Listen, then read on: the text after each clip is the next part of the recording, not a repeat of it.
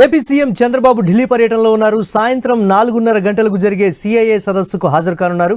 ఏపీలో అభివృద్ధి, పెట్టుబడుల అవకాశాలతో పాటు తమ కూటమి ప్రభుత్వ విధానాలను సమావేశంలో ఆయన వివరించనున్నారు.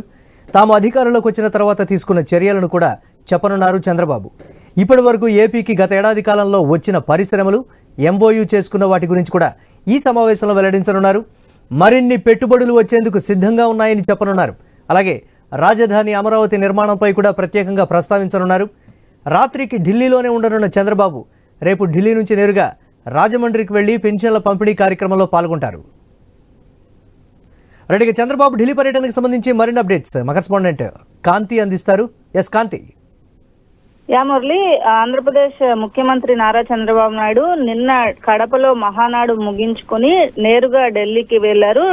విమానాశ్రయంలో చంద్రబాబుకు కేంద్ర మంత్రి రామ్మోహన్ నాయుడుతో పాటు సానా సతీష్, పలువురు టీడీపీ ఎంపీలు స్వాగతం పలికారు. ఇక ఈ రోజు ఏదైతే రాత్రికి కూడా సీఎం చంద్రబాబు నాయుడు ఢిల్లీలోనే బస చేయబోతూ ఉన్నారు. అయితే ఈ ఢిల్లీకి సంబంధించినటువంటి పర్యటనలో రేపు కూడా పూర్తిగా ఢిల్లీలోనే చంద్రబాబు నాయుడు ఉంటారు. అయితే దీనికి సంబంధించినంత వరకు కూడా ఏదైతే కొన్ని కీలకమైనటువంటి సమావేశాలకు సిఐఏ ఎంజిఎం సమావేశంలో చంద్రబాబు నాయుడు పాల్గొంటారు. అయితే ఈ రోజు రాత్రి కూడా సీఎం చంద్రబాబు నాయుడు ఢిల్లీలోనే బస చేస్తారు. ఇక రేపు కొంతమంది కేంద్ర మంత్రులతోటి కూడా భేటీ అయ్యే అవకాశం కనిపిస్తా ఉంది. అయితే కేంద్ర మంత్రుల భేటీలో రాష్ట్రానికి సంబంధించినటువంటి పెట్టుబడులు, తీసుకున్నటువంటి నిర్ణయాలకి సంబంధించినటువంటి చర్చ ఉండే అవకాశం ఉంది. ఇక దీనికి సంబంధించినంత వరకు కూడా ఎప్పుడైతే ఢిల్లీ పర్యటన ప్రతి 20 రోజులకు ఒకసారి చంద్రబాబు నాయుడు వెళ్లి కేంద్ర మంత్రులతోటి రాష్ట్రానికి సంబంధించినటువంటి అభివృద్ధి విషయంలో, అలాగే కొత్త పరిశ్రమలు,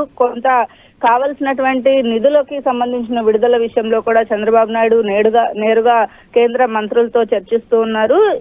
ఈ రోజు కూడా ఢిల్లీలో ఉండనున్న చంద్రబాబు నాయుడు రేపు ఢిల్లీ నుంచి నేరుగా రాజమండ్రి వెళ్తారు. అక్కడ అంబేద్కర్ కోనసీమ జిల్లా ముమ్మిడివరం నియోజకవర్గంలో పెన్షన్ల పంపిణీ కార్యక్రమంలో చంద్రబాబు నాయుడు పాల్గొంటారు. ఎందుకంటే జూన్ 1వ తేదీ ఆదివారం రావడంతో 31వ తేదీనే పెన్షన్ల పంపిణీ చేపట్టాలని ప్రభుత్వం నిర్ణయించింది. ఈ నేపథ్యంలో ఒక్కరోజు ముందుగానే పెన్షన్ పంపిణీ కార్యక్రమం చేపట్టబోతూ ఉన్నారు. శనివారం పెన్షన్ల పంపిణీ కార్యక్రమంలో పాల్గొన్న తర్వాత గున్నేపల్లి గ్రామస్తులతోటి సీఎం చంద్రబాబు నాయుడు ముఖాముఖి నిర్వహిస్తారు. ఆ తర్వాత నియోజకవర్గ పార్టీ నేతలు ఎవరైతే ఉంటారో వారితోటి సమావేశం అవుతారు. అక్కడి నుంచి నేరుగా సీఎం చంద్రబాబు నాయుడు అమరావతిలోని ఉండవల్లి నివాసానికి చేరుకుంటారు. Murali, right, thanks for updates కాంతి.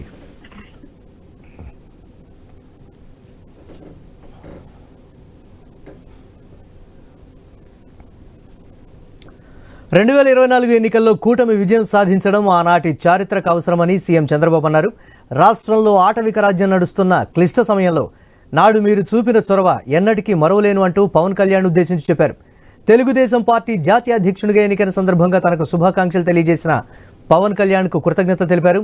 అభివృద్ధి పదంలో ముందుకు సాగే ఆలోచనతోనే రాష్ట్ర ప్రజలు ఎన్డీఏ కూటమిని ఆశీర్వదించారని చంద్రబాబు అన్నారు.